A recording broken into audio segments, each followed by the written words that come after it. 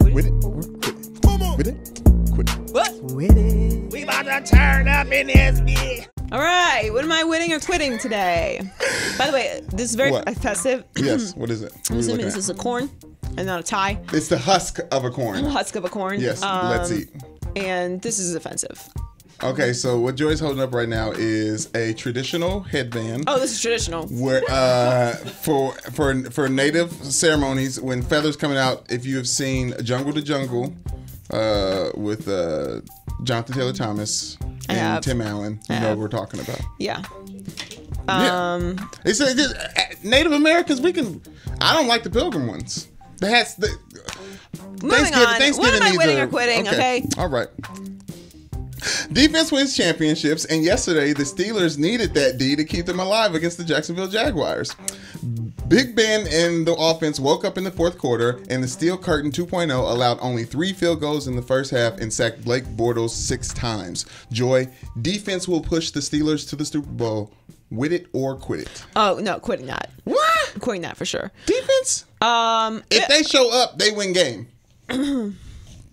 Yeah, but Ben was the one who managed to stretch out in heroic fashion at the end of the game. Broken Ben. All right, look, I'm not going to lie to you because everyone else is doing it right now.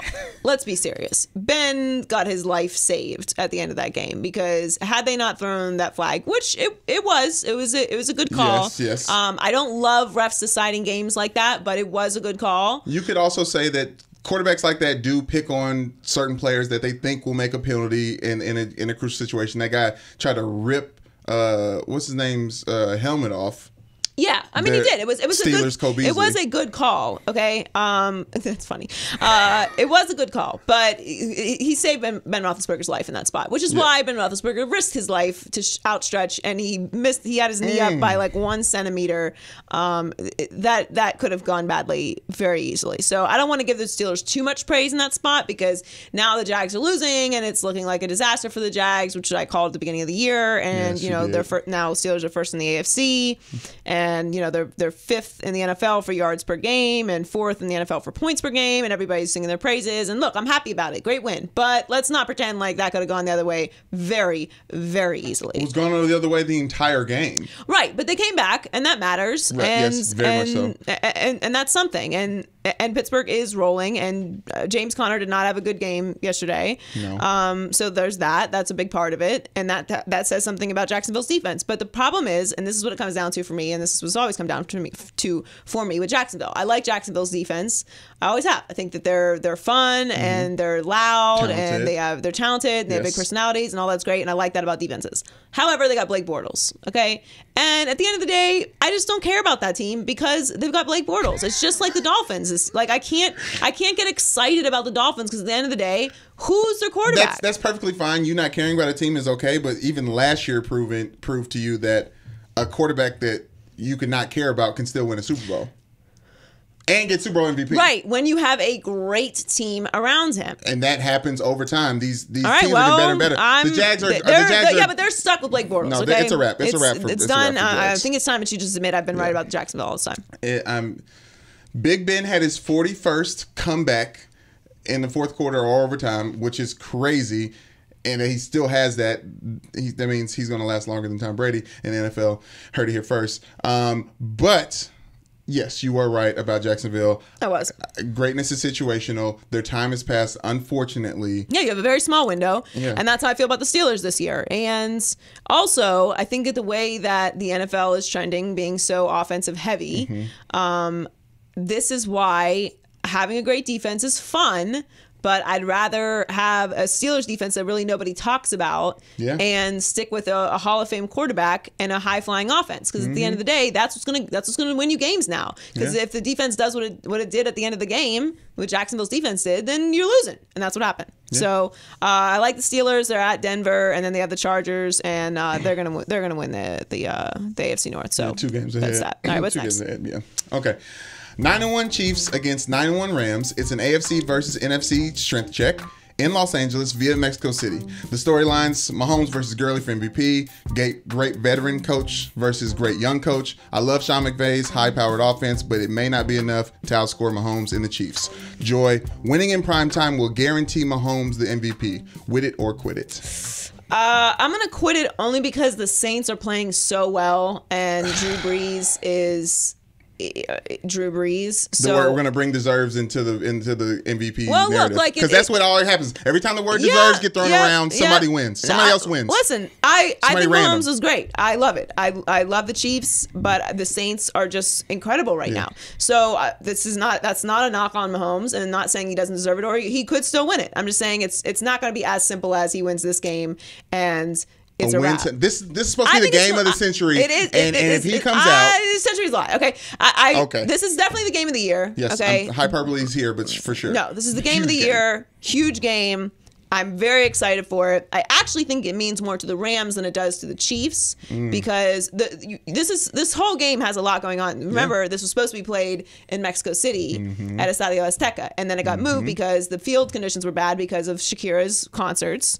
Okay, hips don't lie. Nope. And so now it's in LA. LA does not have a good home field advantage, because there hasn't been football here in 20 years. Right. So they're not endeared completely to the city yet, which is understandable, and that's just a fact. Right. And the Chiefs are on the road, so like there's a lot going on here. Like it's more important to the Rams that they beat the Chiefs in this situation. Yeah. So I think that the Chiefs will win, but I think that the Rams have more of an obligation to win this game. So you do think Chiefs will win? I do think the Chiefs are going to win, yeah. Well, because the Rams went out and spent all this money on defense, got a lot of big pieces in the right place, and this is where those pieces are supposed to pay off in a game like this in the magnitude.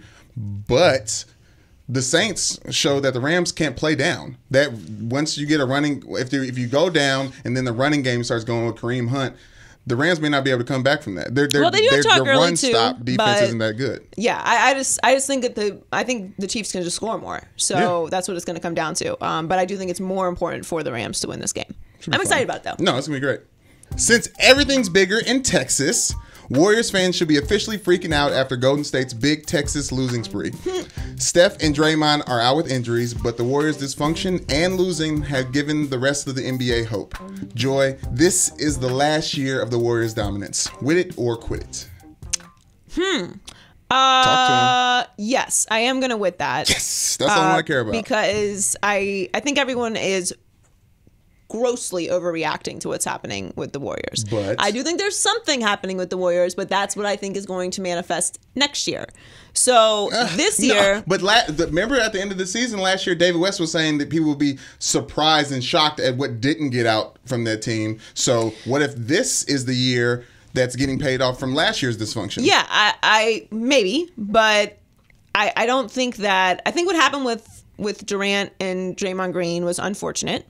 I think it was a product of Draymond Green being an emotional person and KD being KD, who can also be emotional. And it happens. And look, sometimes you just can't take things back that you say, and that's life. So you gotta choose your words wisely. And they suspended him, which is also, there's something to that. But you remember, Draymond Green is a part of that core. Okay, he was before he got suspended by the organization. Okay. Big Bank Tank, Little Bank. They made a statement who they care about and who they're going to back up, and it's Kevin Durant. And that should be not a surprise to anyone because Kevin Durant is the number 2 player in the entire world. Okay, but talk about how important Draymond is. Can go out the window. You have to think long term. I'm not going to dismiss all the moves that Golden State has made that have gotten them to be successful at this point. Like Draymond Green works with the Warriors, and I think Draymond Green knows that. And I don't think Draymond Green is about to go out onto the free agent market and be like, yeah, I'm Draymond Green. Like, he's going to stay with the Warriors. They can't trade him. They can't get rid of him. Yeah. He's a part of that core. That might be the reason everyone's freaking out, though, like they're doing some losing, and it's like, oh, the fight and the energy in the locker room, and okay, just calm down for a second. Steph Curry is hurt, right? Draymond Green is hurt.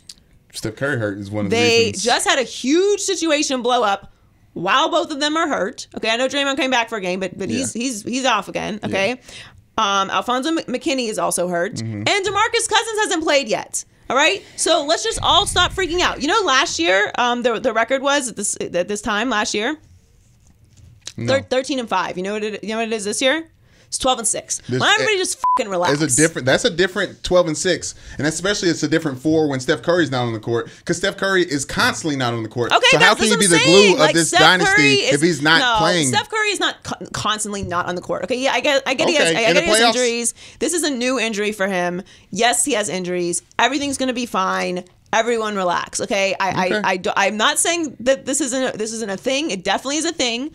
It may end up manifesting later on in the season, because if they still have injuries late into the season, they could be vulnerable. But all I'm saying is they're still good. This is not the end just yet. Everyone just relax just a little bit, okay? Don't do the thing you do every single year with the Patriots. Like, it's over! Finally, the reign has ended! Okay. And then you take that out.